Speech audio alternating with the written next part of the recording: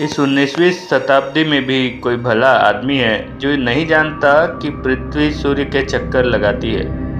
यह मेरे लिए एक ऐसा असाधारण तथ्य था जिसे मैं बिल्कुल संभाल नहीं सकता था।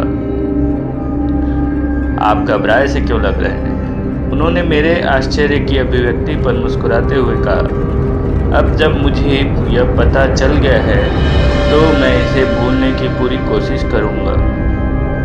भूलने की कोशिश?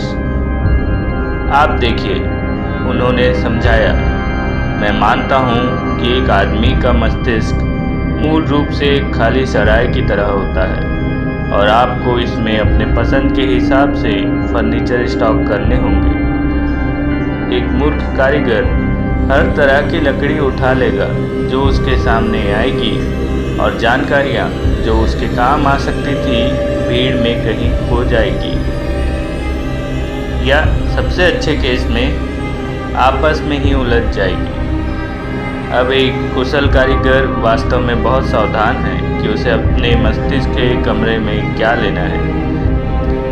उसके पास उन सामानों के अलावा कुछ नहीं होगा जो उसे अपना काम करने में मदद कर सकते हैं, लेकिन इनमें उसके पास एक बहुत बड़ा कलेक्शन होगा और सब बिल्कुल सही क्रम में। यह सोचना एक गलती है कि छोटे सी कमरे की दीवारें इलास्टिक हैं और यह किसी भी हद तक फैल सकती है। यही वजह है कि एक समय आता है जब ज्ञान के प्रत्येक जोड़ के लिए आप कुछ न कुछ भूल जाते हैं जिसे आप पहले जानते थे। इसलिए यह सबसे ज़रूरी है कि बेकार बातों को जगह न दी जाए जो कुछ काम की बातों को निकाल ढकेलेगी। लेकिन सोलर सिस्टम, मैंने विरोध किया। इससे मुझे क्या फर्क पड़ता है? उसने अधीरता से मुझे बीच में ही टोका।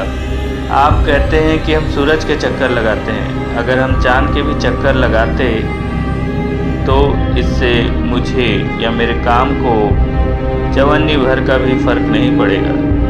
शर्लॉक होम्स और डॉक्टर वॉटसन के बीच एक बात थी। Translated from A Study in Scarlet।